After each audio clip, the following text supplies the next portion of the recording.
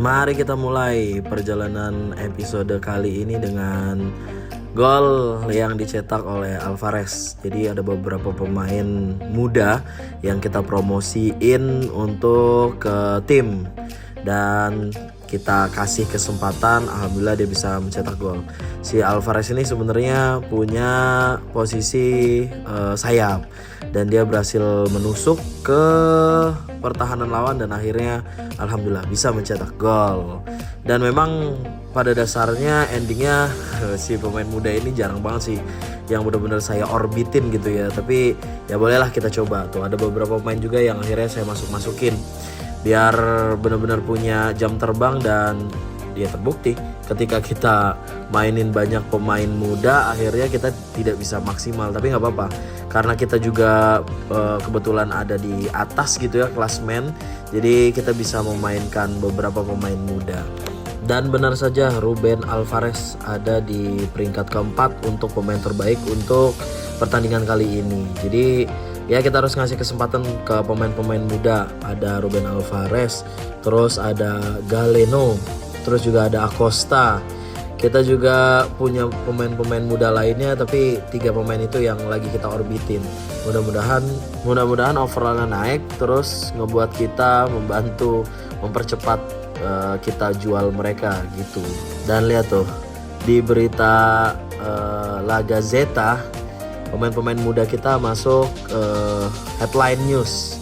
Ada si Alvarez karena dia udah bisa mencetak gol. Ini Dopik ya biasa lah ya, dia jadi pemain penentu dan MPV di pertandingan itu. Terus juga ini dia headline dari koran, si Galeno, terus Acosta tadi tuh ya. Terus juga sempat si Alvarez kan tadi. Jadi kita mainin 3 pemain muda ya, mudah-mudahan bisa ngebawa tim lebih bagus lagi. Dan terutama mereka-mereka ini bisa kita jual dengan cepat di pembukaan bursa transfer besok gitu. Kebetulan kan si Alvarez nyetak gol tuh, jadi dia ngasih tahu kalau misalnya dia sudah mencapai milestone-nya, si pencapaian tertingginya si Alvarez kayak gitu. Terus kita punya kesempatan untuk menjual si Kumbula.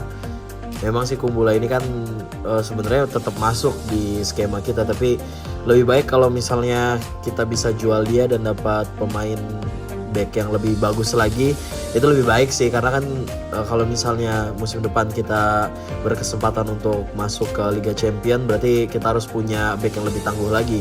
Karena kita bakal punya pertandingan yang sangat padat. Jadi lapis kedua dan lapis pertamanya juga harus lebih bagus. Karena kita dapat tawaran dari Benfica, mari kita coba dulu untuk melihat pemain-pemainnya. Bisa nggak nih untuk ditukar?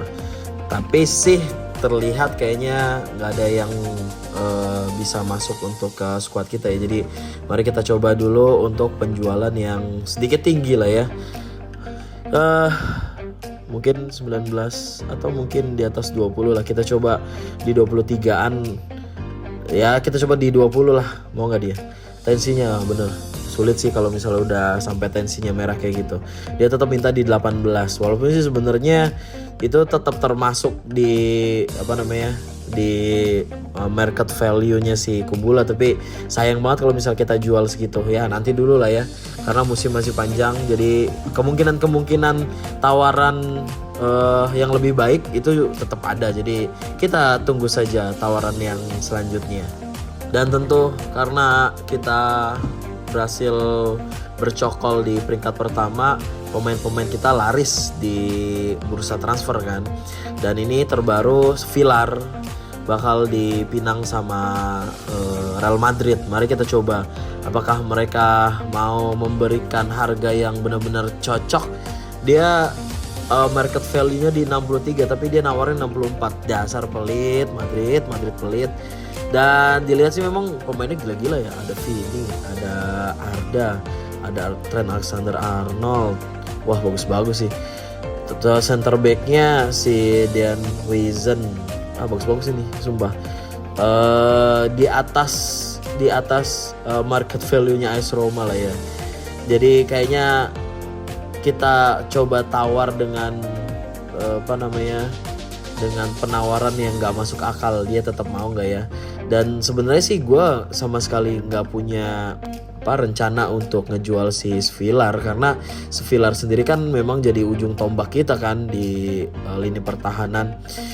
Di kiper kita, terlebih Malagon juga nggak terlalu bagus-bagus amat gitu, dan lihat di overallnya juga tinggi banget dia. Dan jadi tentu dengan harga 94 juta yang saya tawarkan, tentu mereka nggak mau lah ya. Tapi ya dengan Svilar yang overallnya 86 dan masih muda, dan juga ujung tombak kita, kalau misalnya mereka mau ya monggo dengan harga yang fantastis gitu ya. Ini dia, sebelum kita melawan Juventus, kita ada di peringkat pertama dengan poin 65. Keduanya ada AC Milan di 59. Dan kita masuk di pertandingan big match selanjutnya, yang menjadi sorotan penyerang mereka yaitu Ademola Lookman, dibacanya Lookman ya. Ini adalah pertandingan ke berapa nih? Ke 27. Jadi mudah-mudahan kita bisa memenangi pertandingan ini, karena kalau misalnya kita menang di pertandingan ini berarti kita bisa memangkas jarak ke AC Milan ya. Mudah-mudahan sih AC Milan juga bisa kalah di pertandingan ke-27 ini ya. Jadi ini dia tabel klasemennya, beda 5 poin, dan Juventus beda 11 poin, jauh banget nih. Jadi dengan sekuat tenaga kita mau kabur dari kejaran Juventus dan kejaran AC Milan. Cukup mengejutkan sih.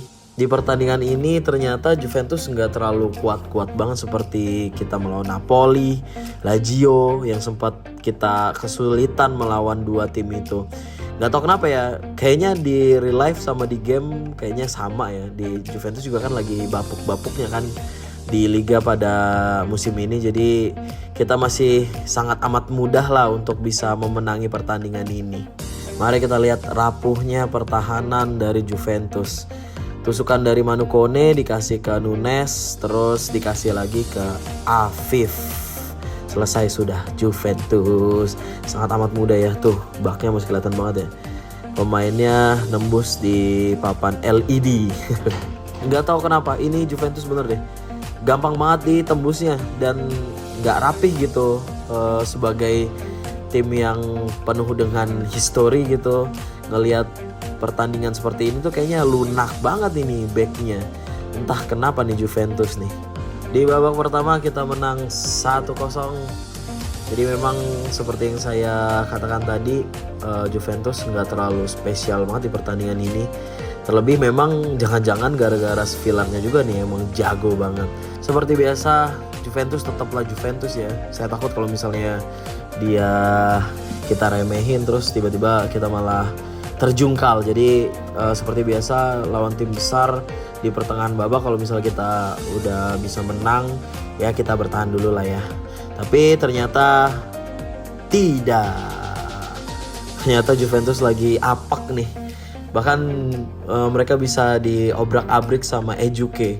Karena notabene si Ejuke ini kan sebenarnya pemain lapis kedua kan, tapi bisa diobrak-abrik. Berarti memang Juventus lagi apek-apeknya nih pada musim ini, dan sangat mudah banget kita lihat ya skemanya tuh, lihat.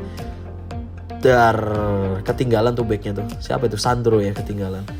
Sangat-sangat mengecewakan lawan Juventus kali ini. Nggak terlalu istimewa banget nih Juventus pada kali ini. Di menit 80 juga ternyata kita dapat peluang dan berujung sama gol. Ini dia yang harus kalian beli kayaknya nih, si Becker nih. Becker nih walaupun dia super sub gitu ya, tapi karena mungkin dia dimainin di akhir-akhir babak dengan stamina yang masih kuat. Terlebih memang dia punya speed yang kencang, jadi ketinggalan lah tuh semua pemain-pemain Juventus. Jadi kayaknya kalian harus coba si Becker tuh, karena Becker salah satu pemain yang brilian banget. Dan juga di akhir-akhir babak kita masih dapat kesempatan yang berujung gol. Coba Juventus, kamu lagi kenapa Juventus? Dan kembali diacak-acak sama super sub kita Ejuke.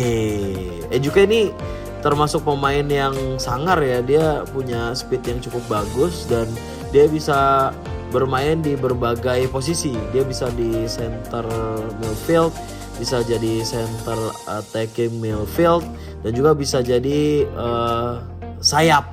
Jadi pemain sayap juga bisa dia. Jadi ini pemain cukup komplit. Terlebih dia punya kecepatan yang bagus banget nih. Coba kalian bisa ambil dua pemain ini, Ejuke dan juga Becker. Ini ada kesempatan terakhir Juventus untuk mendapatkan gol hiburan. Apakah dapat? Ancang-ancang si Bremer. Aduh, kirain di-shoot. Ternyata nggak di-shoot. Ya kita tendang jauh aja lah. Prit. Sangat amat mudah, nggak tahu kenapa nih Juventus. Juventus, kenapa kalian? Sudah pasti si Ejuke pasti itu kan, bener kan? Ejuke dan Sevillar, keren emang Sevillar. Clean sheet dia. Ya, keren emang si Sevillar nih ya. Untuk episode kali ini segitu aja dulu. Nanti kita bakal terusin di episode selanjutnya ketika kita melawan Slavia Praha. Bye bye.